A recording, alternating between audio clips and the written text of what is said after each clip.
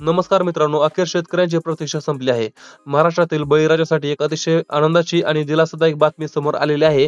म्हणजे ती बातमी काय आहे तर नमो शेतकरी महासन्मान निधी योजनेचा 8व्या हप्त्याबाबत मोठी अपडेट समोर आलेली आहे. म्हणजे नमो शेतकरी महासन्मान निधी योजना ह्याचा 8वा हप्ता कधी भेटणार आहे ह्याबद्दल सर्वात मोठी अपडेट समोर आलेली आहे मित्रांनो. तर शेतकरी मित्रांनो, राज्यातील लाखो शेतकरी या 8व्या हप्त्याची आतुरतेने वाट पाहत होते. म्हणजे नमो शेतकरी योजनेचा 8वा हप्ता ह्याची आतुरतेने महाराष्ट्रामध्ये वाट पाहिली जात आहे. पीएम किसान योजनेचा हप्ता 19 नोव्हेंबर रोजी आधीच शेतकऱ्यांच्या खात्यात जमा झालेला आहे. म्हणजे पीएम किसान योजनेचा हप्ता जो आहे तो 19 तारखेला आलेला आहे नोव्हेंबर महिन्यामध्ये. मात्र आता सर्व शेतकऱ्यांना एकच प्रश्न पडलेला आहे, तो म्हणजे नमो शेतकरी महासन्मान निधीचा 2000 रुपयाचा हा 8वा हप्ता नेमका कधी जमा होणार. तर हा प्रश्न अनेक शेतकऱ्यांना पडलेला आहे, माझ्यासहित आणि तुमच्यासहित देखील सर्व शेतकऱ्यांना. तर तर शेतकरी मित्रांनो, सरकारी सूत्रांकडून मिळालेल्या माहितीनुसार हा 8वा हप्ता फेब्रुवारी 2026च्या 26 तारखेपर्यंत थेट शेतकऱ्यांच्या खात्यात म्हणजे डीबीटी म्हणजे डायरेक्ट बेनिफिट ट्रान्सफरद्वारे जमा होण्याची दाट शक्यता आहे वर्तवली जात आहे. म्हणजे मित्रांनो, हा हप्ता म्हणजे नमो शेतकरी महासन्मान निधी योजनेचा हप्ता फेब्रुवारीमध्ये 26 तारखेला थेट तुमच्या खात्यामध्ये शेतकऱ्यांच्या खात्यामध्ये डीबीटीद्वारे म्हणजे डायरेक्ट बेनिफिट ट्रान्सफरद्वारे जमा होण्याची दाट शक्यता वर्तवली जात आहे.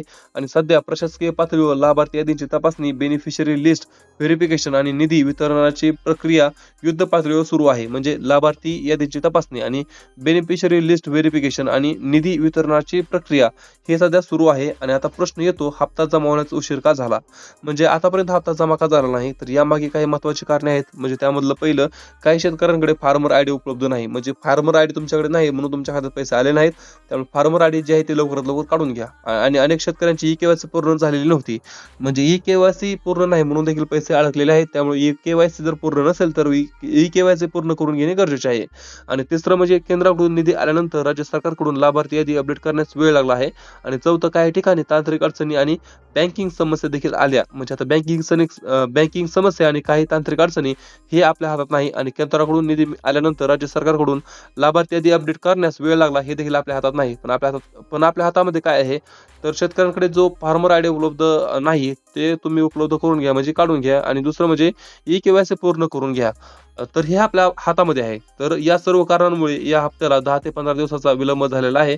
मात्र शेतकरी मित्रांनो, आता ही प्रक्रिया वेगात सुरू झाली असून पुढील 8 ते 10 दिवसात शेतकऱ्यांच्या खात्यामध्ये डीबीटीद्वारे पैसे जमा होण्याची शक्यता आहे. म्हणजे आता ही प्रक्रिया जी आहे ती वेगात सुरू आहे आणि पुढच्या 8 ते 10 दिवसामध्ये तुमच्या खात्यामध्ये देखील पैसे जमा होण्याची शक्यता आहे. म्हणजे फक्त शक्यता आहे, 8 ते 10 दिवसामध्ये पैसे येतील देखील आणि पुढे आणखी विलंब देखील होऊ शकतो. तर आता महत्त्वाचा मुद्दा, तुम्हाला हा हप्ता मिळावा यासाठी काय करणे आवश्यक आहे, तर हे पूर्ण असणे खूप गरजेचे आहे. काय तर पहिलं, तुमची ई-केवायसी पूर्ण असावी. दुसरं, फार्मर आयडी तयार झालेला असावा. आणि तिसरं, तुमचं बँक खाते आधारशी लिंक असावे. आणि चौथं, लाभार्थी यादीत तुमचे नाव असणे आवश्यक आहे. हे 4 गोष्टी तुमच्या असणे आवश्यक आहेत. तसेच शेतकरी मित्रांनो, वेळोवेळी पीएम किसान पोर्टल आणि महा डीबीटी ह्याच्या अधिकृत वेबसाईटवर जाऊन आपला बेनिफिशरी स्टेटस तपासणे अतिशय महत्त्वाचे आहे. आणि ही योजना पूर्णपणे पारदर्शक असून सर्व पैसे थेट डीबीटीद्वारे तुमच्या खात्यामध्ये जमा केले जातात. म्हणून शेतकरी मित्रांनो, जर वरील सर्व प्रक्रिया पूर्ण असतील तर तुम्हालाही नमो शेतकरी महासन्मान निधीचा 8वा हप्ता नक्की जमा होणार आहे, नक्की मिळणार आहे. त्यामुळे मित्रांनो, व्हिडिओ आवडला असेल तर लाईक करा, चॅनलला सबस्क्राईब करा आणि ही माहिती महत्त्वाची वाटली असेल तर इतर शेतकरी मित्रांपर्यंत देखील शेअर करा. आपण भेटूया पुढच्या व्हिडिओमध्ये. तोपर्यंत जय हिंद, जय महाराष्ट्र.